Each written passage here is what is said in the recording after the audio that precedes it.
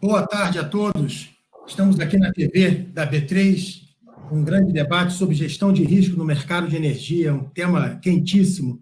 Estamos aqui com o Juca Andrade, vice-presidente de produtos e cliente da B3. Tudo bem, Juca? Obrigado pelo convite, prazer estar conversando contigo. Boa tarde a todos. Obrigado pela presença aí, gente. E Fábio Zanfelice, meu caro amigo Fábio Zanfelice, CEO da Votorantim Energia. Tudo bem com você, Fábio? Tudo bem, Rodrigo? Prazer estar aqui. Agradeço a B3 o convite, ao Juca. Tudo bem, Juca? Todo mundo sobrevivendo à pandemia? Muito bem. É isso aí. Então, vamos lá. Bom, a gente vai dividir esse debate, que vão ser 60 minutos aproximadamente, em algumas partes. Vamos começar falando do setor como um todo, também falar um pouco da Votorantim. Muita gente não sabe, mas a Votorantim, além de um mega consumidor industrial de energia, é um tremendo player do setor elétrico. Vamos falar também de gestão de risco no mercado físico, dos derivativos de energia, uma grande novidade que vem surgindo agora no nosso setor elétrico, e desafios e oportunidades do mercado livre. Ao final, encerramos com perguntas do público. Tá? Eu quero pedir para todas as senhoras e os senhores que estão nos acompanhando que enviem suas perguntas através do formulário que está aí na tela de visualização da TV B3, e ao final a gente vai direcionar para os nossos convidados, Fábio e Juca, as perguntas que a gente julgar mais aderentes ao tema. As demais serão depois encaminhadas para as assessorias de imprensa e também para o Juca e para o Fábio, para que eles possam tentar responder a todos. Tá bom? Então, Fábio, eu queria que você começasse falando um pouquinho da presença da Votorantim, né? A gente sabe, quem é do setor, conhece a Votorantim de longa data, é um player importantíssimo, mas a maioria das pessoas vê a Votorantim como um player de mercado nas suas áreas de atuação, de cimento, etc. e tal, e não sabe da atuação importante que a Votorantim tem no setor, como autoprodutor, produtor independente, já foi até controlador de distribuidora de energia elétrica através da VBC, não é, Fábio? Então, eu queria que você falasse um pouco da atuação da Votorantim no setor elétrico, que você falasse também do momento que o setor vive. E com isso, a gente faz aí uma contextualização da nossa live, né? Obviamente, o setor vem vivendo um momento especial. A gente tem acompanhado nos jornais as questões inerentes à conta Covid, né, ao socorro, digamos assim, ao empréstimo que está sendo levantado junto a bancos da ordem de 16 bilhões para socorrer o setor elétrico. Esse dinheiro será injetado nas distribuidoras, mas tem muita coisa fora isso, né, Fábio? Tem a falta de leilões, tem uma questão de expansão futura que está um pouco comprometida, tem uma cadeia produtiva de eólica e de outros segmentos do mercado que está aí adormecida. Então, eu queria que você falasse um pouquinho da Votorantim no setor elétrico, mas também que você falasse do momento que o setor vive de pandemia Covid-19. Então, Fábio, por favor. Ok. Obrigado, Rodrigo. É um prazer estar aqui com vocês. Bom, falar de Votorantim, né? Hoje a Votorantim Energia, ela opera e mantém 21 usinas hidrelétricas e 21 parques eólicos, né? No total, nós temos 2.100 megawatts que nós operamos diretamente, e junto com o CPP Investments, nós temos hoje o controle da CESP, que são mais 1.600 megawatts de potência instalada, né, que estão hoje sob a gestão da Votorantim Energia. Votorantim Energia nasceu, na verdade, a Votorantim é um grande consumidor de energia elétrica ao longo da sua história, sempre teve como energia como um insumo estratégico. E, com isso, investiu ao longo do tempo, desde sua primeira fábrica até os últimos anos, tem investido em energia elétrica, no modelo de autoprodução. Tem tido muito sucesso ao longo da sua história em construir grandes projetos, fazer muitas parcerias. Uma boa parte desses projetos foram construídos em parcerias com outros players do setor. E, ao longo também do tempo, a Votorantim enxergou na atividade de comercialização uma forma de agregar valor a esse portfólio de negócios. Sendo um grande consumidor e também um grande produtor de energia, a comercialização vem para justamente otimizar esses dois lados, o lado de geração e o lado de consumo. Isso começou ao longo da última década mais intensamente. Em 2012, a Votorantim passou a ser mais intensa em comercialização, e hoje a nossa comercializadora figura entre as 3 maiores do país. Nós temos hoje comercializado em torno de 2 gigawatts médios, né, e mais de 340 clientes que não são indústrias da Votorantim. Isso foi possível justamente pela experiência que a Votorantim teve ao longo da sua história e que passou a compartilhar com os clientes que ela atende hoje. E para nós, comercialização de energia hoje tem um papel fundamental e estratégico que traz, né, para a nossa estratégia de crescimento, tanto em geração como em outros produtos agregados de energia elétrica, a inteligência do mercado, né, o tato do mercado, o contato com o mercado. E nós acreditamos hoje que nenhum projeto no setor elétrico, no novo contexto, ele pode ser desenvolvido, principalmente o projeto de geração, sem uma base forte de comercialização, que é justamente o elo de ligação entre o cliente, o consumidor, e também é o elo de otimização ou de extração de máximo valor desses ativos de produção. Pois bem, falando do setor, né? O setor, ele, basicamente, toda a expansão do setor, ele seguiu o molde dos leilões regulados nos últimos anos. A distribuidora realmente era a grande mola propulsora da expansão. Isso foi um processo muito exitoso ao longo dos últimos anos, realmente trouxe investimento para o setor, estabilidade, fez com que a gente recuperasse a margem, né, no sistema, que há muito tempo era muito baixa, dado ao investimento muito próximo que a gente tinha de consumo, né, nos últimos anos. Porém, com a transição que nós estamos passando pelo setor, né, a migração para o Mercado Livre, as novas tecnologias, os leilões têm sido menores, em função até da demanda das distribuidoras não terem reagido, não terem crescido ao mesmo passo que o mercado espera. Com isso, surgiram oportunidades, e tem surgido as oportunidades de expansão do lado do Mercado Livre.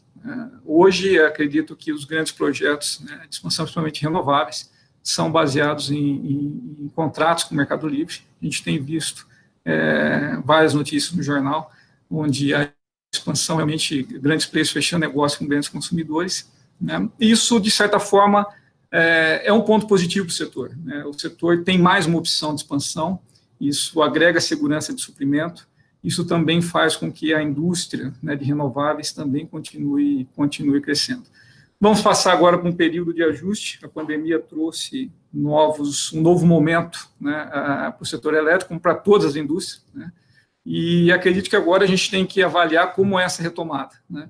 Nós tivemos um período de entendimento, eu classifico, na verdade, esse momento que nós estamos vivendo em três fases. O momento onde nós tivemos, né, o primeiro choque, tentar entender os desdobramentos dessa pandemia, tanto do lado do consumo, como do lado da produção e de transporte de energia elétrica. Estamos vivendo agora, né, os efeitos, né, e as formas de resolver esse tema, e a partir, logo, espero, nós vamos começar a discutir a retomada. Nesse processo de ajuste, nós tivemos aí do lado da distribuidora, que foi talvez o mais comentado e onde a mídia comentou mais o tema das distribuidoras. Nós tivemos a conta Covid sendo aprovada recentemente. Isso traz um alívio financeiro para as distribuidoras, né, em função da inadimplência, da perda de mercado e da sobrecontratação e outros efeitos que a distribuidora sofreu, como uma redução de carga que nós estamos observando aí em relação às primeiras semanas de março, que foi quando nós começamos o isolamento social, uma redução em torno de 18% a 20%. Isso para o mercado de distribuição realmente é bastante impactante, mas também trouxe impacto para o Mercado Livre. E a solução para o Mercado Livre, ela foi bastante importante e eu julgo que ela tem obtido sucesso, que foi a negociação bilateral, né? Cada comercializadora que tem dentro do seu portfólio seus clientes livres, entendeu que precisava, de alguma forma, dar algum alívio em relação aos contratos, e o que tem sido feito, na maioria dos casos, e a solução que nós temos observado, é um diferimento do pagamento desses meses onde a redução de consumo tem sido maior, com recebimento futuro, né? Então, os consumidores têm os seus contratos, eles estão sendo faturados pelo seu valor medido. A diferença entre o faturamento pelo medido e o valor contratado será ressarcido ao comercializador, ao supridor, ao longo desse ano, até o fim desse ano, em alguns casos, para o próximo ano. Essa negociação bilateral e essa solução bilateral mostra um pouco a maturidade do Mercado Livre em resolver uma questão tão emblemática e sem precedentes como nós temos observado agora, né? Então, o que a gente encontrou aqui foi, na verdade, os players dispondo de seus supridores, dispondo de recursos de caixa, mas que deram um alívio bastante importante para os seus consumidores. A nossa grande dúvida agora é a retomada, né? Retomada, como o consumo retoma e quais são os dobramentos, tanto para o preço de curto prazo, né? Uma redução grande de consumo por um tempo mais prolongado pode levar os preços de curto prazo a preços inferiores aos esperados antes da pandemia. Isso já tem, de certa maneira, refletindo junto com a afluência e com a hidrologia também favorável nos últimos meses, né? E isso também acaba desdobrando um pouco na expansão. Eu acho que a expansão, a gente vai ter uma certa variabilidade agora, um certo ruído, mas eu acredito que a pandemia não causará tantos danos à expansão, tanto impacto à expansão, como talvez no preço curto prazo do ano que vem ou do próximo ano. Ok, Fábio. Me parece que a gente vai ainda aguardar um pouco para ver os desdobramentos finais dessa pandemia, sobretudo no Mercado Livre, né? A gente tem hoje 30% do mercado sendo atendido no Mercado Livre, e como você mencionou, foi muito exitosa a negociação bilateral entre as partes, a gente sabe que o mercado se resolveu, mas há ainda, digamos, um legado, né? Aquela energia não faturada ainda, que precisa ser recomposta nos portfólios dos comercializadores, e vamos aguardar para que os consumidores, né, no médio e longo prazo, consigam cumprir com esses compromissos. E é interessante perceber, e tem se falado muito isso no setor elétrico, né, Fábio, que quem sabe se o mercado fosse inteiro livre, a gente teria uma intervenção do Estado muito menor do que esses 16 bi que a gente está tendo que aportar agora na conta Covid. Agora, Juca, é interessante perceber que a B3, a tão aguardada B3, está entrando no nosso setor elétrico, já em janeiro do ano passado, quando a gente teve aquela crise envolvendo algumas comercializadoras, etc. e tal. Participei de um evento no Rio, vocês estavam lá falando sobre segurança de mercado, gestão de risco, já se falava naquela ocasião que vocês estavam vindo e parece que agora vocês estão chegando. Eu queria entender o que motivou a entrada da B3 no setor elétrico, quais são as expectativas de vocês, e queria que você falasse um pouco sobre a autorização que a CVM deu recentemente para que vocês pudessem negociar produtos no mercado físico. A gente quer entender que produtos são esses, que tipo de novidades vocês vão trazer para o nosso setor elétrico. Juca. Tá joia, Rodrigo, obrigado aí.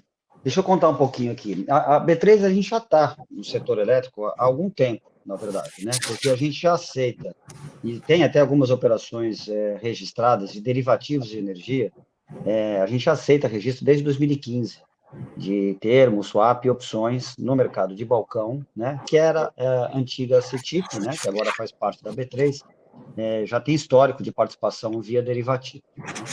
E o que aconteceu? A gente olhou para esse mercado e viu que ele estava com uma atração ainda baixa no derivativo. E a gente percebeu que o caminho seria para a gente também se aproximar do mercado físico, né? E para nós, B3, a gente não tem necessariamente uma preferência entre operar um ou outro mercado. Na verdade, a gente quer estar presente nos dois, né? E a gente entende que é o mercado que vai escolher a melhor forma dele negociar. Então, a gente não quer trazer a solução pronta. A gente quer fazer de acordo com o que o mercado quer, né? Agora, por que eu falo isso do mercado físico, então, que você citou, um pouco mais recente, né? Em 2018, a gente, na revisão do planejamento estratégico, isso logo depois da fusão, né? A fusão foi aprovada em 2017, e a gente aguardou um ano para fazer um planejamento estratégico mais profundo do que seria a atuação da B3, né? E dentro desse planejamento estratégico, a gente olhou para oportunidade de expansão, né? E quando a gente olhou para a expansão, a gente olhou o que a gente chamou também, além do nosso core business, a gente olhou para algumas adjacências, né? E o que a gente viu como adjacência aqui no caso do setor elétrico? O setor elétrico é um exemplo de adjacência. Tem um outro exemplo de adjacência que a gente também está entrando, que é o setor de seguros, tá? Para você ter uma ideia. Então, essas são as duas grandes adjacências que a gente olhou como oportunidades que a gente tem como contribuir. Não vou falar do setor de seguros agora, vou falar do setor elétrico. Do setor elétrico, a gente percebe o seguinte: os players são diferentes, né? Nós estamos falando de comercializadoras, geradoras, distribuidoras e consumidores finais, consumidores do mercado livre e tudo mais. Mas a gente percebeu que as dificuldades que o mercado de energia elétrica livre, principalmente, encontra, elas são parecidas com dificuldades que o mercado financeiro tinha há muito tempo atrás. Tá? Então, digo que o mercado de energia ainda está um pouco defasado em relação aos aprimoramentos que a gente fez no mercado financeiro. Esses grandes aprimoramentos foi justamente no mercado de derivativos, né? E foi com a participação de duas empresas que deram a origem à B3. Uma eu já citei, a CETIP, e outra a própria BMF, que é derivativos, né? É a Bolsa de Mercadorias e Futuros que opera derivativos, né? Sem contar a Bovespa, a antiga Bovespa, mas que era mais específico do mercado de ações. Então, a nossa experiência no setor de derivativos financeiros, do mercado financeiro, da BMF e da CETIP, que fazem parte da B3 hoje, a gente olhou e percebeu que muitos dos problemas que o mercado solucionou, e essas duas empresas foram fundadas quase que simultaneamente, foi em 1986, tá? E o mercado teve uma evolução grande nos derivativos a partir do início da década de 90, né?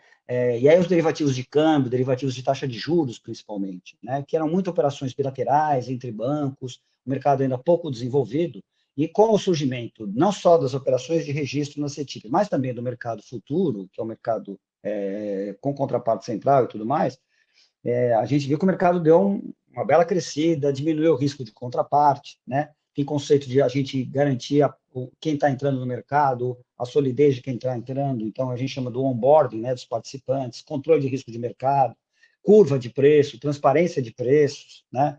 O registro de operações, agora a eletronificação, né? Antes o pregão era viva voz, o mercado virou um mercado eletrônico, tudo isso a gente já passou, né, pelo mercado financeiro. Então a gente olha, a gente percebe a nossa experiência podendo contribuir muito com o mercado de energia.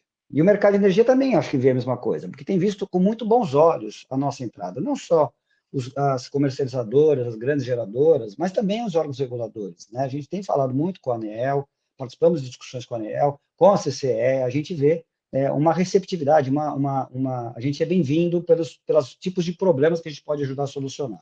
Então, daí que a gente decidiu entrar, né? A gente começou, então, mais ou menos há um ano, por volta disso, um pouco menos, talvez foi no segundo semestre de 2019, a montar o que a gente chamou de um MVP, né, naquele conceito da metodologia ágil, né, de um Minimal Viable Product, né?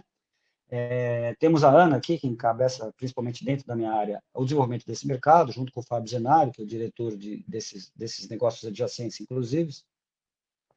E a gente, então, está desenvolvendo um produto para entregar agora no terceiro trimestre. O que vai fazer esse produto? Basicamente, ele vai ter um indicador de risco de mercado dos participantes, então a gente vai aceitar os participantes e vamos controlar as posições dos participantes, e, ao mesmo tempo, a gente vai divulgar faixa de preço, nível de preço, né? Curva de preço, não faixa de preço, nível de preço, para os diversos submercados. Então, a gente começa por aí, que foi assim que o mercado achou que era a melhor forma da gente começar, e a gente aqui, a gente tem solução, a princípio, né, para boa parte dos problemas, quase todos, eu diria, né? Mas a gente quer trazer a solução na medida em que o mercado demande, né? Então, o objetivo aqui é construir junto com o mercado, né? Então, essa é a principal mudança que houve aí, e daí a nossa entrada, né? E aí a gente, para fazer isso, né, por a gente ser uma empresa regulada, tanto pelo Banco Central, por ser contraparte central do mercado financeiro, e pela CVM, por tratar de títulos de valores imobiliários, nós pedimos autorização para a CVM, porque a gente está usando o mesmo CNPJ, a mesma empresa para fazer esse serviço, né? E aí a CVM, então, nos autorizou. Ela percebeu, ela percebeu que a gente tem o expertise, percebeu que isso que não agrega risco adicional para os nossos sistemas do que a gente opera para o mercado financeiro, então ela nos deu essa autorização para que a gente possa entrar. Bacana, Juca. Agora, você mencionou, isso foi muito falado em janeiro do ano passado, quando a gente teve aquela crise motivada por algumas poucas comercializadoras que reverberaram no setor e tal, que era tentar, de alguma forma, acompanhar e monitorar o risco das contrapartes, né? A gente tem hoje o mercado, não sei, Fábio, mas lá na Bahia a gente percebe claramente 20 empresas, 30 empresas novas por ano, não é verdade? E empresas que estão negociando volumes talvez incompatíveis com o seu contrato social, com a sua capacidade de fornecer garantias, etc. e tal. Como é que vai funcionar essa coisa do indicador de risco de mercado? Quer dizer, como é que vocês vão fazer para cadastrar as contrapartes, para entender a saúde financeira de cada uma e vão ranquear essas empresas? Vão ter faixas, limites? Como é que isso deve acontecer, mais ou menos? Não sei se ainda é o momento, Juca, mas se você puder antecipar um pouquinho para a gente como é que na prática isso vai acontecer, seria legal. Claro, um maior prazer. Então, o que a gente está bolando deste produto, né? A gente, primeiro, uma coisa que foi importante nesse desenvolvimento, e aqui agora estou falando do mercado físico, tá? Nós estamos falando das operações do mercado físico, não do mercado de derivativos. O que a gente olhou? A gente olhou o seguinte, em primeiro lugar, eu não quero entrar baseado apenas e tão somente no que o regulador pode eventualmente impor ao mercado. A gente entende que essa não é a melhor forma de propor, porque a gente até percebeu dos aprendizados de mercado financeiro e a gente tem isso bastante bem desenvolvido no mercado financeiro, que é a autorregulação, né? No caso da B3, a gente tem o que é a BSM, né, que faz justamente a supervisão dos participantes do mercado. Então, a gente percebeu que a gente pode construir, junto com o mercado, alguma coisa que o próprio mercado entenda como boas práticas, né? E de que forma que a gente concluiu de fazer isso? A gente concluiu de que vamos criar esse produto que eu chamei de registro de operações do mercado físico. Então, a gente vai aceitar o registro das operações nesse nosso novo sistema, tá? E aí, o que a gente vai fazer, primeiro, é que quem aderir ao registro conosco, ele se compromete a registrar 100% das operações que ele negociar. E no dia que ele negociar, ele informa para a gente, né? E a gente vai usar, inclusive, essa nossa capacidade de autorregulação, supervisão, para poder fazer um enforcement de que aquilo está acontecendo, né? A gente vai fazer várias checagens, até depois dos volumes que estão registrados na CCE, são compatíveis com aqueles que a gente está observando, também vamos poder fazer supervisão direta das comercializadoras, geradoras, ou consumidores que participarem do nosso mercado, a gente vai poder auditá-los, né? Então, a primeira premissa aqui é que não é mandatório, não vai ser obrigatório o registro, vai ser por adesão, e a gente entende, então, por conta disso, que as empresas vão estar registrando todas as operações conosco, tá? Isso é a parte que a gente garante que a gente tem a contribuição, a gente tem a base de dados de todos os que estão aderentes a gente. Então, para aqueles que aderiram ao nosso sistema, a gente passa, então, a controlar a exposição dele, porque eu entendo que eu tenho a 100% das operações dele, eu tenho condições de observar os riscos que ele tem, né? As exposições que ele tem ao mercado, e também sei controlar risco, porque é o que a gente faz. Então, a gente sabe olhar a volatilidade, os riscos de preço e, portanto, o tamanho do VAR, ou do stress test que você tem naquela posição daquele específico participante. E aí a gente também vai olhar, o que a gente também faz aqui na B3 com corretoras, com bancos e tudo mais, é uma análise de crédito. Então, em bases trimestrais, a gente vai receber as informações de balanço e a gente vai, então, dizer, com base nessas análises do balanço que a gente vai fazer das próprias comercializadoras, geradoras e quem quer que seja, o que é a exposição máxima que é compatível com aquele patrimônio que aquela participante tem. E aí, basicamente, o que a gente vai ter, então, vai ter tudo isso em normas e manuais, a gente vai dizer, olha, aqui está exposições que são compatíveis para determinadas faixas de tipos de participante, e no final das contas, o que a gente vai dizer para o mercado é se aquele participante está compliant, ou seja, ele está de acordo com aquilo que a gente combinou que era o tamanho compatível a ele, ou se ele está não compliant. Então, a única coisa, eu não vou dar rating porque essa informação vai ser uma informação bilateral entre a B3 e o participante que aderiu a gente. A gente simplesmente vai dizer para o mercado, esse participante, com base no tudo que ele formou para a gente, com base na análise da capacidade econômica que eu tenho dele, ele está de acordo com o que a gente combinou que seria a exposição dele. Ou ele não está compliant. Tão simples quanto isso, porque isso aí já começa uma grande vantagem para o mercado saber. Ó, primeiro, tem um selo da B3 que está olhando a exposição daquele cara, tem um papel que a gente desempenha, que acho que é muito importante também, de neutralidade, né? Porque a gente tem todas as informações também no mercado financeiro. Segurança da informação é uma das, além da tecnologia, segurança da informação é outro ponto basilar da atuação da B3. E que acho que isso agrega também para o mercado, né? Porque o mercado sabe que está dando informação para a B3 e que a B3 vai tratar aquela informação com todo o sigilo, assim como ela trata todos os sigilos das operações do mercado financeiro. Então, é assim que a gente pretende trabalhar. Vamos garantir, assim, vamos dizer, a saúde dos participantes do mercado.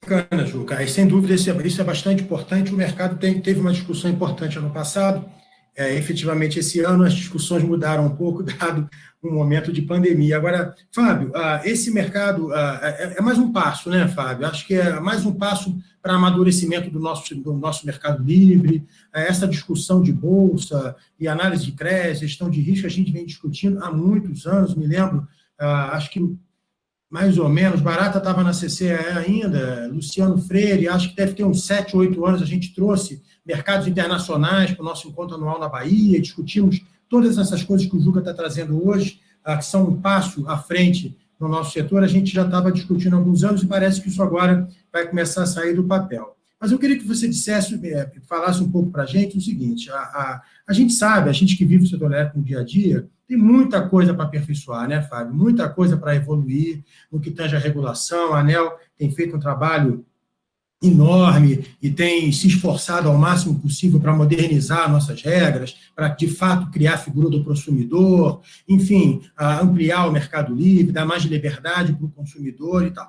E esse mercado que o Juca desenhou é realmente um passo à frente. Eu queria que você dissesse para a gente, na sua visão, o que está faltando no nosso setor elétrico que seja fundamental para que essa estratégia da B3 possa se consolidar, para que isso possa ser realmente muito bem aceito e usado amplamente, não só pelas contrapartes comercializadoras, mas pelos consumidores, né, que estão aí crescendo na CCE a cada dia numa velocidade estonteante. Então, a gente precisa fazer alguma coisa para preparar o mercado para receber esse tipo de iniciativa, ou a gente está pronto para isso, Fábio?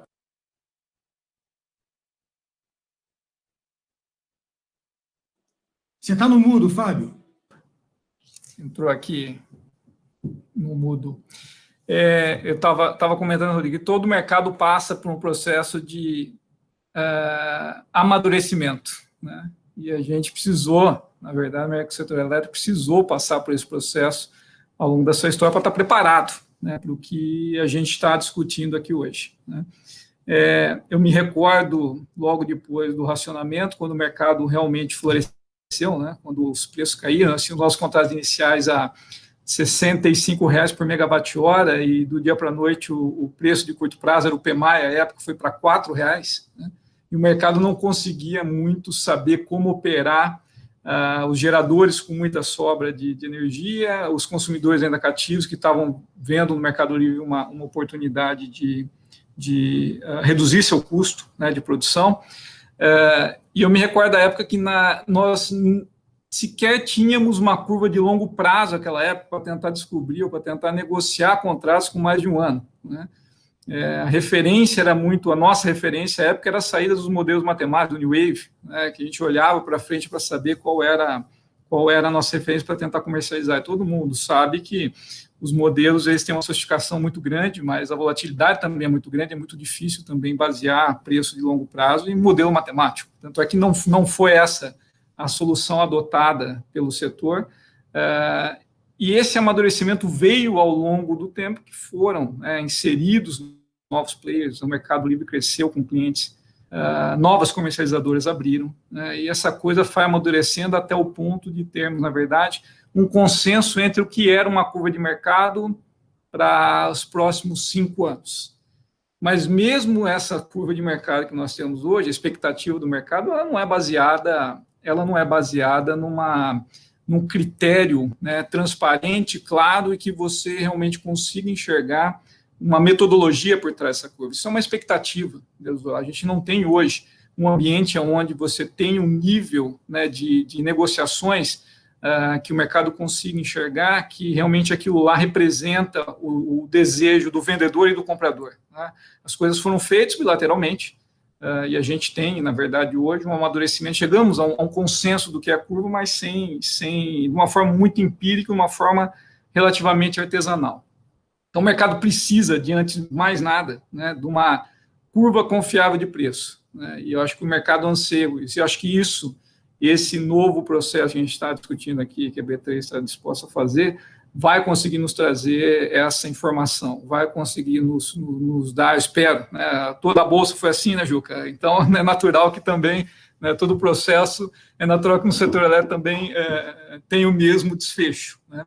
Então, ter um ambiente onde realmente exista uma forma de a gente descobrir, de fato, qual é o preço, e todo mundo confia naquele preço, aquele preço é fundamental. Eu acho que esse já é um bom motivo para que a gente tenha essa evolução.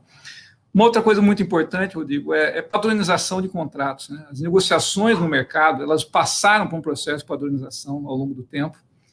Me recordo que cada cliente queria um contrato de uma forma, com uma flexibilidade de uma forma, dificilmente se precificava a flexibilidade. Isso foi muito interessante, porque a gente observou que, enquanto o PLD era piso, pouco se dava conta da flexibilidade. Em 2006, me recordo em abril de 2006, quando o preço saiu do piso e começou a ter a volatilidade, o pessoal começou a entender qual que era o preço de uma flexibilidade. Então, na verdade, hoje nós temos no mercado, a gente vende contratos combinados, né? Opções dentro de contratos a termo, né? Isso precisa também evoluir, né? E para ter uma curva de preço confiável, crível, o produto tem que ser o mesmo para todo mundo. Então, essa é uma outra coisa que o mercado também anseia, a gente precisa disso.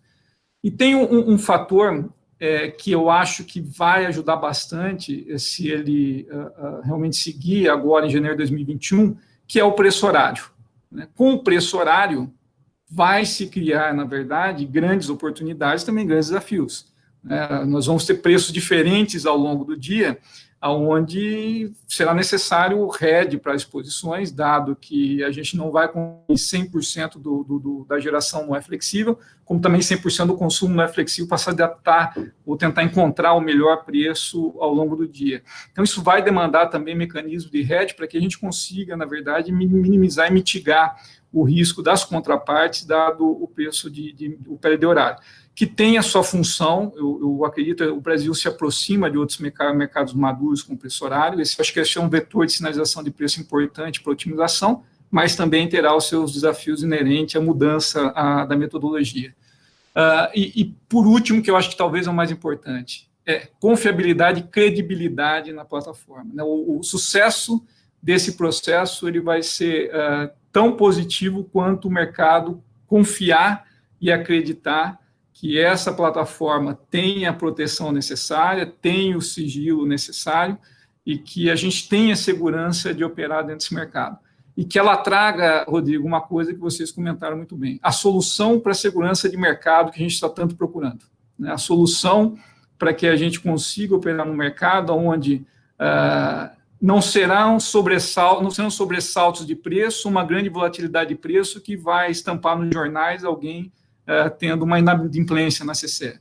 Acho que é isso que o mercado hoje deseja. O risco de inadimplência, ou a inadimplência setorial, ou dentro do Mercado Livre, ela é baixa, mas quando ela ocorre, ela realmente ela explicita um problema que a gente tem que resolver. A baixa barreira de entrada de agentes no setor elétrico, sobretudo na comercialização, e quase zero de barreira saída, né? Aquele agente que não cumpre, não honra seus contratos ou resta inadimplente, ele praticamente não tem nenhuma sanção, não existe, na verdade, hoje um tratamento mais duro para que coíba esse tipo de atitude ou esse tipo de risco. Felizmente, né, a grande maioria dos agentes do setor tem muita credibilidade e preza por essa credibilidade, mas a gente precisa ter realmente um ambiente no limite da segurança, o mais seguro possível. Eu acho que esse realmente são os contornos que trarão, na verdade, para esse processo de amadurecimento da B3 e da Bolsa, espaço para que os clientes e os agentes possam aderir a esse processo. Bacana, Fábio. Agora, Juca, você falou rapidamente em curva de preços, né? A gente tem hoje no setor o PLD formado por modelos matemáticos, fruto de vazões e um sistema hidrotérmico, isso vem se transformando. A gente está no meio de uma transição com cada vez mais participação de energia renovável, como eólicas e solares, e mais ali na frente vamos ter bateria, e isso vai refletir em preço. E temos também preço, curvas de preço formadas com base na expectativa de agente, com base em negócios fechados em um balcão organizado, enfim, existem curvas de preço no mercado e é sempre muito sensível esse assunto preço, porque não há um consenso sobre a qualidade da informação e a transparência que o mercado tem em relação a isso. O que a B3 está planejando em relação à curva forward do preço? Tá, Como a gente tem a expectativa de que a gente pode ter uma adesão grande dos participantes do mercado ao nosso sistema, do mercado físico, a gente passa, então, a ter, em bases diárias, informação dos negócios efetuados no mercado. Então, acho que a principal diferença que a gente quer montar na nossa curva de preço é que ela não vai ser baseada nem em coleta, nem em estimativa, ela vai ser baseada nos negócios efetivamente acontecidos no mercado.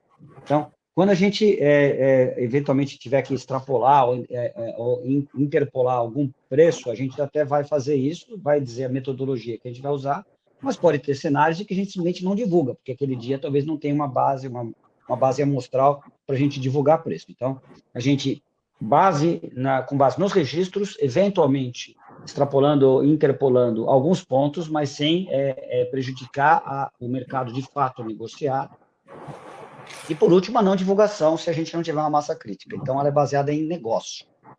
A única coisa que a gente não vai conseguir eliminar, pelo menos por enquanto, é o risco de contraparte, né? Que a gente sabe que, como é uma operação bilateral de balcão, eventualmente as contrapartes, quando negociam, sabendo a outra, o preço embute, eventualmente, um risco de contraparte e que a gente não vai conseguir medir esse risco, né? Mas na medida em que você tem o selo, como eu mencionei anteriormente, e aquele participante ele está em compliance com o que a gente combinou ali no início da minha conversa, do ponto de vista de risco, talvez esse fator risco seja diminuindo.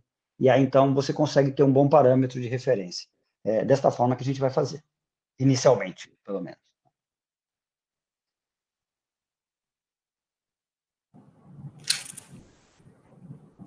Agora, Juca, tanto o registro de agentes e a indexação, né, digamos assim, das contrapartes, como a criação de uma curva de preço baseada em negócios, vai depender do volume, né? Vai depender da adesão no mercado à plataforma da B3. Como é que estão as conversas com os agentes? Qual é a expectativa de vocês? Se fosse possível fazer uma timeline de implementação disso, quais são os prazos que vocês estão considerando? E aí eu já estou fazendo uma pergunta do Juca Andrade, do Itaú, sobre essa questão do timeline de implantação disso. Olha, a gente não deu a data exata, a gente está falando que a gente vai implementar esse produto a partir do terceiro trimestre, né? Então, o terceiro trimestre começa amanhã, a partir de amanhã, né? Mas seria aí de julho até setembro, né? Nós temos essa janela aí para implantar o produto. O importante é que a gente está construindo o produto com participantes do mercado, então com geradoras, com comercializadoras. Então, a gente tem a expectativa de que boa parte, a gente tem conversado bastante com o mercado, bastante com essas que já estão participando, inclusive, da criação desse produto. Esse produto não é B3, sentado no laboratório, fazendo um produto que a gente entende como sendo o melhor produto. É exatamente na linha do que eu falei, de construir junto com o mercado. Então, a gente trouxe participantes do mercado, né, entre geradoras e comercializadoras, e estamos construindo aquele modelo que a gente entende que vai ter a máxima adesão. E também, na conversa que a gente tem tido com outros participantes, também estamos sendo muito bem recebidos. Então, nossa expectativa é muito positiva. Por quê? Porque a gente espera adesão elevada, de novo, sem uma mão forte de um regulador obrigando, mas simplesmente porque a solução é uma solução que o mercado entende como adequada, porque foi construída por ele mesmo. Legal. Eu queria já, aproveitando, antes da gente falar um pouco de derivativos, eu quero colocar algumas perguntas que estão chegando da plateia, inerentes a esse mercado físico, ao registro de contraparte, curva de preço, etc. E tal. Então, eu tenho uma pergunta aqui do Ian Klaus Machado Santana, da Focus Energia, para o Fábio Zanfelice. Como a Votorantim enxerga essa nova opção de operar com o mercado? De operar o mercado? Pensam em utilizar fora do trading, nas unidades consumidoras e autoprodutoras, Fábio? Bom, os autoprodutores, eles têm praticamente, né, tem a carga já, só praticamente carga cativa, né, que acaba atendendo, a geração atende seu consumo. Existe, na verdade, a Votorantim não é 100% autoprodutor, então existe a diferença da carga que ela vai adquirir no mercado livre, né. Em todas as empresas aqui da Votorantim, a gente tem trabalhado justamente para encontrar soluções, né, que reduzam o risco operacional, onde a gente tenha, na verdade, uma redução do custo de transação, e aonde a gente também encontra uma forma de também não ficar sujeito a penalidades. Quando a gente olha o mercado físico hoje, nós temos o risco de operacional de ter que registrar essa energia na CCE, nós temos o custo de transação, né, tanto do registro em si até o próprio acompanhamento da liquidação em si. Nós temos também o risco de penalidade em caso de lastro, né? Então, a CCE ela é importante, fundamentalmente importante para a liquidação do mercado, tem uma função fundamental para o setor, né? Mas, à medida que você transaciona toda essa energia, só compra e venda da CCE, você corre alguns riscos que eu julgo que eram desnecessários, que poderia ser tratado, na verdade, no mercado, num ambiente financeiro e não estritamente físico, né?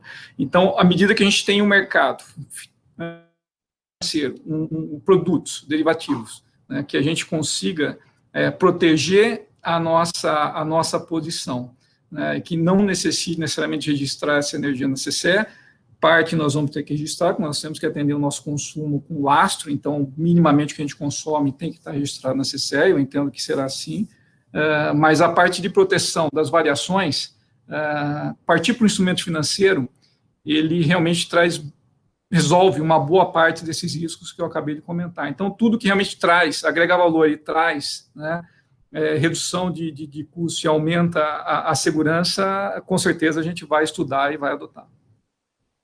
Ok, e a Joyce Michele de Faria, do grupo BC Energia, tem uma pergunta para o Juca.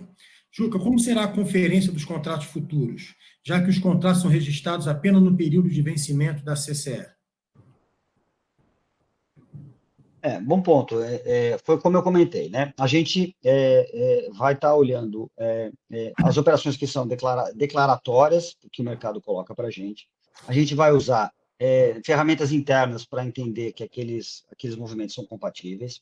A gente vai usar a autorregulação, como eu mencionei também, então usar a nossa capacidade de supervisão dos participantes para checar as informações que foram informadas, então pedir provas, né? Aquele aderente ao mercado, ele dá abertura e acesso à B3 às informações dele, então a gente vai poder auditar o participante, e por último também conferir contra os próprios registros que foram feitos na CCE. Esse um pouco mais defasado, como ela mencionou, que só são feitos os registros no mês de consumo e depois divulgados ainda com uma defasagem ainda um pouquinho adicional, mas também vamos checar o que está sendo registrado na CCE. Então vai ser uma combinação desses três formatos, vamos dizer. Antes da gente falar em derivativos, eu queria pegar aqui uma pergunta do João Luiz Pereira, do Juca também. As ações de monitoramento vão ser impeditivas para a realização de operações fora do padrão ou são só indicativas? Não, a gente não impede nada, a gente simplesmente alerta o mercado que aquele participante está não compliant. Aí cabe ao mercado dizer se ele quer, o mercado que vai escolher se ele quer operar ou não. A gente não impede nada, né? Simplesmente a gente só avisa que aquele participante está com limite estourado, vamos dizer, está operando acima do que a gente definiu como os parâmetros razoáveis, dado a condição econômica financeira dele. Ok. Agora, Juca, em relação a derivativos, você mencionou que já são negociados alguns derivativos, mas com certeza a B3 vai dar um foco novo, talvez, nessas operações. Queria que você falasse um pouco mais, porque eu acho que isso é uma grande novidade, e acho que isso tem a ver com a proteção do mercado físico. Aí eu vou pedir depois a análise do Fábio. Fala um pouco sobre essa questão dos derivativos, como funcionam os derivativos de energia no mercado de balcão. A B3 já oferece soluções hoje? Vão oferecer soluções no curto prazo? Conta para a gente, Juca. Não, a B3 já oferece, já é possível você fazer registro no mercado financeiro de balcão. A gente oferece 3 produtos, que é o termo, vamos dizer que é o básico, né? Você negocia o termo de energia e ajusta por diferença entre o preço contratado nesse termo e o PLD, né? E dependendo do subsistema também. Pode ter operação de swap também, eventualmente até troca de preços de subsistemas e opções. Tudo isso a gente já tem autorização, né? O PLD é uma referência válida para operações de derivativos financeiros, lembrando que isso aqui passou ele é um título de valor imobiliário, portanto, ele depende de autorização da CVM, coisa que a B3 já tem, né? Então, é assim que a gente já opera, né? A vantagem de a gente ter mais do que um tipo de derivativo, como eu mencionei, além do termo swap e opção também, permite que você, então, monte estratégias mais adequadas, vamos dizer, mais tailor-made. Cada um monta a estrutura de derivativos que mais protege os riscos e consegue o preço na contraparte em função disso também, né? Mas lembrando que, neste modelo, o que a gente tem aqui? Ela também existe ainda, o risco entre as contrapartes é bilateral, né? A gente simplesmente garante que aquela operação exista, inclusive, aí, no caso, ela é obrigatório o registro, porque nós estamos falando de um derivativo financeiro, então aqui o mercado não tem a opção de não registrar, né? Foi desde a crise até de 2008 e 2009 que passou a ser obrigatório, né, o registro de operações de derivativo, né? Então, a gente fornece o serviço de registro e também liquidação, né? Então, a gente pode fazer a liquidação do contrato no vencimento dele, movimentando a conta entre as partes. A gente também oferece esse serviço, né? A gente pode adicionar ainda neste mercado que tipo de produto que a gente pode colocar. Um que a gente já colocou, isso é antigo até da época da CETIP, que é o que a gente chama de um produto chamado de Collateral Management. E o que é isso? Isso daí, a gente pode pedir que as partes calculem entre si o risco que aquele contrato representa, ou seja, qual é a marcação a mercado daquele contrato, e, portanto, pedir margem adicional daquele participante por conta do risco que ele está correndo, e a gente, então, recebe aquele colateral de maneira assim, genérica, a princípio, poderia ser título público, mas até outros ativos registrados dentro da própria B3 a gente também aceitaria, a gente tem que montar essa estratégia, mas a gente monta, aceita o colateral e guarda o colateral em nome da contraparte. Se eventualmente uma parte defaultar na operação, a gente usa aquela garantia para honrar a operação da contraparte, lembrando que isso aqui está tudo dentro de um arcabouço já devidamente protegido até pela lei de falências, né? Então, é assim que a gente pode atuar. Então, oferecendo os produtos, oferecendo eventualmente até na medida em que o mercado peça e solicite, a gente já pode oferecer, a gente fornece no mercado financeiro, então os mesmos serviços que a gente oferece no mercado financeiro pode oferecer para o mercado de energia também. E além do collateral management, até mesmo ser contraparte central. Então, a gente passa a calcular o risco daquela exposição de ambas as partes, a gente faz a marcação ao mercado e vai chamando o colateral na medida em que os preços vão oscilando, né? A gente pede uma margem inicial, depois margens adicionais, né? Ou até libera a margem, ou pede margem adicional em função dos movimentos de mercado. A gente pode chegar até este ponto, né? Então, esse é o tipo de suíte de produtos que a gente pode empacotar dentro do mercado de derivativos hoje, já. Agora, a B3 fez um esforço enorme e teve muito êxito recentemente na atração de um novo perfil de investidores para a Bolsa, né, Juca? Acho que você foi um dos artífices dessa estratégia. E eu quero te perguntar o seguinte: você vislumbra que esse mercado de derivativos no setor de energia possa caminhar para um mercado de produtos listados como moeda, juros, e você acha que em algum momento um investidor médio e pequeno vai olhar para isso e se interessar, ou esse nosso mercado é realmente uma coisa muito complexa, é um mercado extremamente corporativo para fundos e grandes especialistas? Aliás, é uma boa pergunta, tá? Deixa eu avançar um pouquinho na pergunta de derivativos, porque eu acho que mais importante de a gente aumentar o número de participantes é a gente trazer produtos adicionais. Então, o que você está sugerindo é que a gente passe, então, dessa operação de derivativos de balcão, que é o que eu chamei de tailor-made, com risco bilateral ou, eventualmente, gestão de colaterais, quer seja só o collateral management ou ainda como contraparte central, mas a gente ainda está tratando de operações bilaterais, e daí a gente pode evoluir para um mercado listado. E aí o mercado listado, ele é um mercado que ele muda um pouco de figura, porque ele é um mercado futuro, ele é um contrato padronizado, né? Então a gente passa a ter essa característica, como você mencionou, por exemplo, no mercado de dólar, em que todos os participantes, a princípio, eles são todos, a princípio não, de fato, eles são todos iguais perante a B3. De tal forma que a gente tem o cadastro do participante, a gente vai solicitar, basicamente, margem inicial daquele participante para ele operar e depois vai fazendo ajustes diários, que é o que a gente chama, então, a margem inicial para poder operar, abrir a exposição e depois a variation margin ou os ajustes diários em função dos movimentos de mercado e a gente vai chamando, debitando quem é o perdedor daquela posição e creditando o ganhador. que é uma forma de você manter o contrato sempre a valor de mercado, como uma forma de mitigação de risco. É isso que é o contrato futuro. E a gente entende que isso daqui pode sim ser um avanço logo em seguida, né, para esse mercado. A gente pode usar até a CCP que a gente tem hoje para o mercado financeiro, ou eventualmente, e talvez me pareça mais adequado, criar uma CCP à parte que trate especificamente deste mercado, porque as garantias, inclusive, a gente pode construir junto com o mercado as garantias que sejam mais compatíveis, e não necessariamente precisa da sofisticação que a gente tem na contraparte central do mercado financeiro hoje, em que a gente olha a correlação e monta o pacote das exposições todas consolidadas. Não sei se necessitaria tanta sofisticação de consolidar todas as exposições do seu mercado de energia, com o mercado de ações, com o mercado de empréstimo de ações, futuro de dólar, DI futuro, talvez não precise disso, parece. O mercado que vai dizer, mas parece que poderia ter uma contraparte central específica do mercado de energia.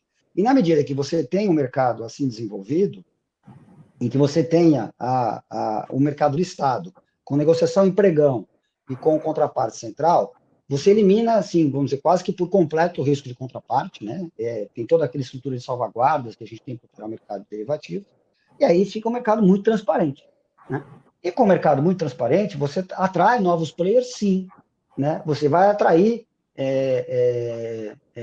pessoas que queiram operar o mercado de energia, quer seja hedger, né? Vamos dizer, naquele mercado futuro, que a gente pode imaginar que o mercado de derivativos, que o mercado de energia, que vai cada vez mais caminhando, como o Zanfelice comentou no início, para o mercado físico, então você viabiliza um instrumento para que o mercado possa se proteger ou, eventualmente, também especular. Não tem problema nenhum, pode ser mais um instrumento, né? Do ponto de vista de instrumento, vamos dizer, de especulação, essa palavra todo mundo fala como pejorativo, mas todo mundo, no final das contas, que compra, que quer que suba, ou que vende, quer que caia, isso daí é o papel básico do especulador. Não é que ele quer que caia, ou ele espera que caia, ou ele espera que suba, e aí ele se posiciona em função disso.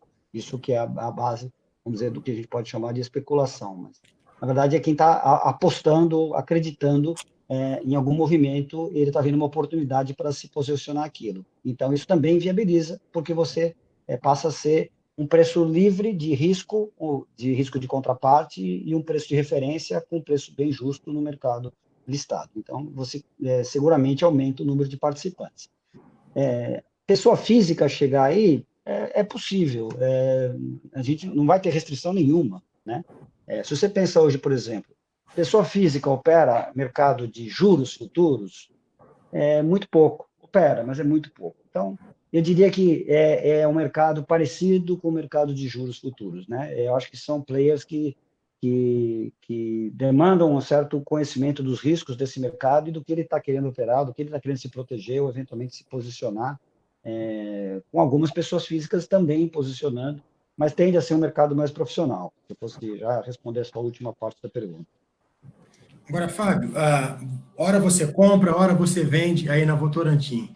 Como é que esse fortalecimento do mercado de derivativos pode ajudar vocês na gestão de risco desses contratos? E outra, você tem alguma preocupação com a implementação disso, algum ponto crítico que você gostaria de sugerir que fosse muito observado, porque ali pode dar problema? Fala um pouquinho, Fábio, sobre isso. Ok. Bom, gestão de risco, né, Rodrigo, pressupõe ter duas informações além do seu próprio balanço, né, além da sua própria posição direcional. Expectativa de preço e volatilidade, né, são as duas, e se essas duas variáveis não forem muito bem estabelecidas, ou se a gente não confiar nesses números, você compromete toda a sua avaliação de risco. Ao longo do tempo, como eu havia dito, isso foi melhorando e foi aprimorando no mercado. Hoje nós temos uma expectativa de preço e uma volatilidade histórica, mas que também olhando para o retrovisor, e a gente também não tem a segurança de ter os números exatamente com relação ao que o mercado entende. Outro pressuposto importante ok, se eu tenho uma posição em risco, eu preciso desfazer dessa posição em risco, eu tenho que ter mercado para que isso ocorra, tem que ter liquidez para liquidar essa posição. Isso pressupõe também que você confie naquela curva, naquele preço, e você tem um mercado comprando ou vendendo aquela curva. né? Então, esse processo de amadurecimento do setor, e eu fico feliz com essas iniciativas da B3, porque isso realmente representa com que o mercado brasileiro chegou num nível de maturidade e que os agentes e até outros agentes fora, outros players fora do setor, veem no mercado de energia elétrica um potencial de agregação de valor para as suas estratégias e até para os seus negócios. Então, com isso, inevitavelmente nós vamos ter um número maior de players, e como o Juca falou, um processo transparente, você vai ter realmente um nível de preço, uma curva de preço bastante crível. Então, isso é fundamental para que a gente faça uma boa gestão de risco. Óbvio, existem outros adjacências, como risco de crédito, isso aí individualmente a empresa avalia. Existe o risco sistêmico em si, que é olhar as variáveis físicas do sistema, balanço, oferta e demanda, afluência, toda aquela coisa da operação do sistema, que continuará sendo muito importante, mas também cada empresa tem condição de fazer a sua análise independente, né? E nesse processo, né, da transição, nesse processo da entrada da B3, nesse processo todo, a questão-chave é a transparência, de fato, né, o mercado enxergar, que o Juca explicou muito bem, né, eu já havia falado na minha última resposta, é o mercado entender que ele vai depositar ali a sua operação, ele vai encontrar do outro lado uma contraparte, né, que apesar de ser um processo bilateral, existe um ente entre os dois que está assegurando aquela transação, pelo menos o registro, né, e que existe sigilo naquela transação, e que realmente, ainda mais, né, quando houver algum problema em alguma transação, que isso também seja conhecido, para que o mercado também se adapte e consiga, mantendo, obviamente, a reserva das partes, mas que o mercado também consiga entender o nível de estresse em que o mercado está. Além disso, eu acho que a B3, já tem trabalhado nisso, é muito importante, padronizar ferramentas de risco, a educação do setor, a educação dos agentes para esse novo momento, né? A gente está vivendo agora, pelo momento de pandemia, esses testes de estresse desses momentos é muito importante para que a gente enxergue como evolui essa nova forma de fazer negócio dentro da B3. Então, a B3 produzir materiais, ou produzir estudos, ou avaliar esses momentos, eu acho que bota uma luz na forma como a B3 vai se relacionar com o mercado, que ajuda também a atrair os players para a plataforma. Então, realmente é um casamento. Casamento, conhecimento, informação e clareza é fundamental. Agora, Fábio, você falou agora rapidamente, falamos antes também, na necessidade de padronizar operações, até para que a gente possa medir a temperatura de forma mais adequada, comparando coisas iguais e tal. Mas isso também não pode atrapalhar um pouco da liberdade do mercado livre, na construção de renegociações bilaterais livres e com flexibilidades e sazonalidades específicas para cada consumidor? Como é que você associa aí a necessidade de padronizar com a liberdade que o mercado livre precisa para fechar contratos sob demanda com os consumidores? Ok. Eu acho que a customização, Rodrigo, sempre vai existir, por menor que seja, né? Sempre vai ter uma relação bilateral, onde tem situações muito específicas, tanto do lado do gerador como do lado do consumidor, que talvez os produtos padronizados nunca darão conta. Aí realmente vai para uma negociação bilateral, isso é perfeitamente possível. Tem consumidores que têm um perfil de consumo que a produção é muito sazonal ou relacionado com o agronegócio. Por outro lado, o gerador também pode ter uma característica importante, que ele também queira vender de uma outra forma. Então, essas relações, eu acho que elas sempre vão existir. Mas à medida que o mercado consiga construir produtos que sejam padrão, mas derivativos que se complementem, né? Um contrato a termo de um dia, um contrato a termo em determinada hora, uma opção para determinado mês. À medida que o mercado vai evoluindo para produtos que você consiga cobrir essas necessidades, não tem por que o mercado não ir para esses produtos. Na verdade, hoje, um contrato que a gente tem para consumidor livre é um contrato a termo com uma opção de compra e uma opção de venda embutida, né? A sazonalidade E a modulação nada mais é que uma opção de compra, uma opção de venda, não tem prêmio, isso está embutido dentro do preço do contrato, né? E a opção tem que ser exercida na sazonalidade antes de começar o contrato. Eu acho que isso pode ser emulado também no mercado de derivativos, né? E aí o nosso desafio é o quanto o mercado vai aderir a esse novo modelo. Ok. Antes Se eu de pudesse complementar aqui, Rodrigo, até nesse ponto, até um pouco da experiência que a gente tem até no mercado de commodities mesmo, que a gente também opera, né? Então, a gente tem preços de derivativos de boi, milho, soja, álcool, açúcar, café. E é muito comum no mercado de commodities também ter coisas específicas de contrapartes. Então, como o Fábio comentou, você ter um preço de referência, que é o preço base, e em cima daquele preço você constrói a sua particularidade, é muito comum no mercado de commodities, né? E eu diria que a energia também é uma commodity, obviamente, né? Então, a gente percebe muito isso, principalmente no boi, né? Imagina o boi, a gente usa um preço de São Paulo, né? Mas mesmo o boi de São Paulo não tem um preço único no São Paulo, né? Você tem vários tipos de boi, dependendo da inspeção que o frigorífico está sujeito, a raça, ao tipo de exportação ou não. Então, você pode ter um ágio ou um deságio em relação ao preço de referência. Mas o mais importante é você ter um preço de referência. E é isso que a gente está... Então, o padrão garante que você tem sempre um preço de referência e você constrói a partir daquilo. Agora, antes de passar para as considerações finais dos senhores, tem uma pergunta aqui que vale $1 milhão, que é para o Juca. Qual será o custo desse serviço cobrado do participante cadeirista, Juca? Você não sabe o preço, pelo menos? Qual é a metodologia? Essa pergunta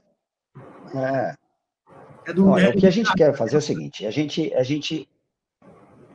gente não anunciou o preço ainda, a gente pretende anunciar qual o preço que a gente vai cobrar já no lançamento. Quer dizer, a partir do momento do lançamento, não quer dizer que a gente vai cobrar no lançamento. A gente só vai sinalizar para o mercado o quanto a gente pretende cobrar pelo serviço.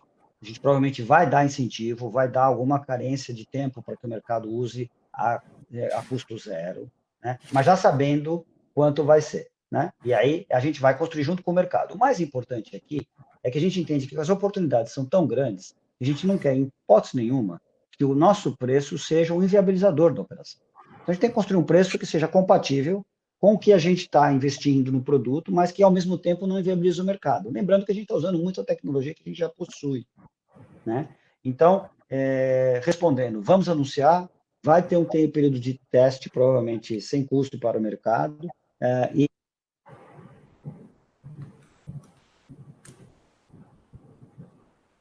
Acho que entrou no mudo.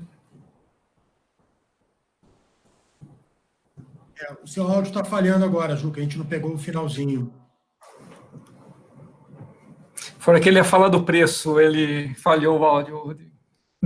A hora que ele ia dar um valor exato, o áudio...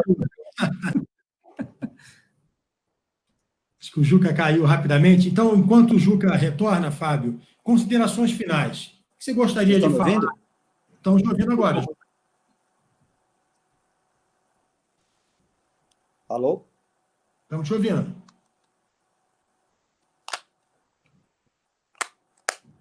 Estamos te ouvindo bem. Você está me ouvindo? Consegue me ouvir? Estou te ouvindo.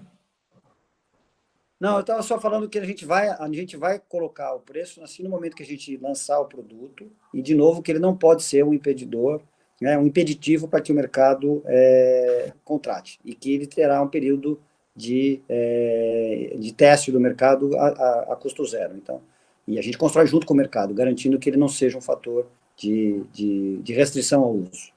Vai ser um emolumento por transação? Vai variar? Eu que não estou te ouvindo. Por a gente?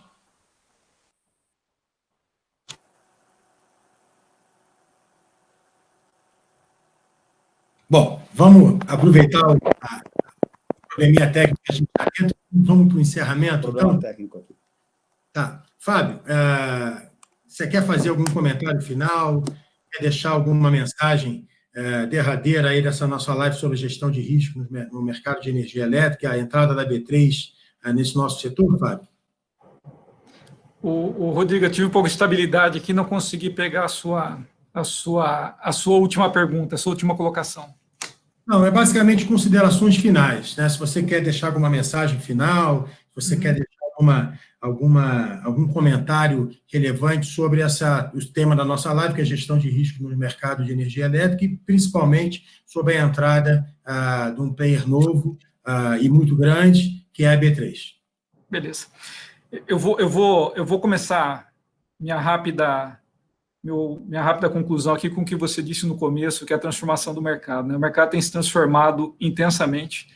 Nós, praticamente na história inteira do setor elétrico, a gente viveu de fluxo unidirecional, era do gerador para o transportador, para o consumidor no final, né? A gente está vivendo agora um momento onde a gente tem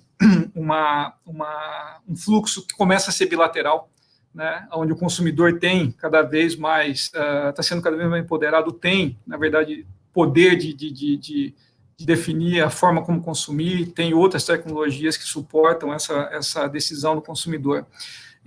Então, é fundamental que o mercado de comercialização tenha agilidade e a gente tenha produtos e, principalmente, mecanismos de hedge para esse novo cenário que vem com a transição energética, com a inovação tecnológica, com o consumidor demandando mais. Nós vivemos nos últimos anos um mercado de comercialização de preço era a variável fundamental, e eu acredito que daqui para frente preço continuará sendo importante, mas flexibilidade e efeito portfólio, diversidade de clientes, carteiras bem construídas e uma ferramenta onde a gente tenha como suportar as estratégias de comercialização, que a gente consiga mensurar exatamente o risco e tenha produtos para redear toda essa estratégia é fundamental. Então, eu acho que a gente não vai conseguir ter um futuro onde a gente tenha cada vez agregação de valor no setor elétrico se a gente não tiver, né, uma proposta como a gente está discutindo hoje nessa live. Ok? Bacana, Fábio, obrigado. Juga, para finalizar suas considerações finais, eu queria colocar uma perguntinha do Carlos, da Log Energia. Haverá chamada de margem nas operações, sejam físicas ou com derivativos, e ajuste diário? Se você puder responder essa pergunta e já fazer suas considerações. Não, ok. A princípio, não. O produto que a gente está concebendo inicialmente não tem essa característica de chamada de margem, nem de ajustes diários, né? Ajustes diários já seria muito mais a cara de um mercado de futuro, né? Que teria um avanço do mercado. E o que eu mencionei daquele collateral management é um fator que a gente pode adicionar. Mas o produto do que a gente está lançando agora, imediatamente, não tem isso. Ele é apenas registro, e aí é o controle que a gente faz da exposição do tipo de contraparte. Tá? Então, não é o que a gente pretende fazer, mas podemos fazer na medida que o mercado evolua, né? A gente pode entregar. Mas, neste momento, a resposta é não. Até mesmo porque vamos caminhar antes da gente correr, né? Mas que a gente pode chegar lá sim. Tá? Essa seria a minha resposta. E, como consideração final aqui, eu acho que a gente agradece muito a participação de vocês. A gente, de fato, entende que a gente tem um papel a desempenhar para auxiliar esse mercado de energia. É muito importante o papel que a B3 pode desempenhar no sentido de criação de uma curva forward, de garantir uma melhor transparência de preços e também participantes para garantir os riscos de contraparte entre os participantes. A gente entende que o desenvolvimento do mercado de energia é fundamental para o Brasil. Nada melhor do que o preço para definir oferta e demanda, para garantir que a gente está adequando oferta e demanda, para poder viabilizar também expansão do sistema, investimentos no futuro. Então, coisas que a gente aprendeu e faz muito no mercado financeiro, e a gente entende que a gente está sendo quase que chamado como um imã, né, atraído por esse mercado para poder aqui dar a nossa contribuição. E, de novo, querendo construir junto com o mercado. Bacana, Juca, obrigado. Tá? Eu agradeço também a oportunidade de moderar o debate com o Fábio, com você. Desejo boa sorte à B3, espero vê-los no final do ano no Encontro Anual do Mercado Livre, na Bahia. Aliás, espero ver a todos, né, Fábio? Não sei se vai ser possível ainda, né, mas está todo mundo na expectativa e volta e meia eu respondo essa pergunta. Vai ter Bahia? A gente espera que sim, espero que os senhores estejam lá. Tá bom? Então, muito obrigado pela audiência, obrigado pelo convite, obrigado, Fábio, obrigado, Juca, e até a próxima. Um grande abraço. Hein? Obrigado. Obrigado a vocês, prazer. Obrigado, até mais. Tchau, tchau.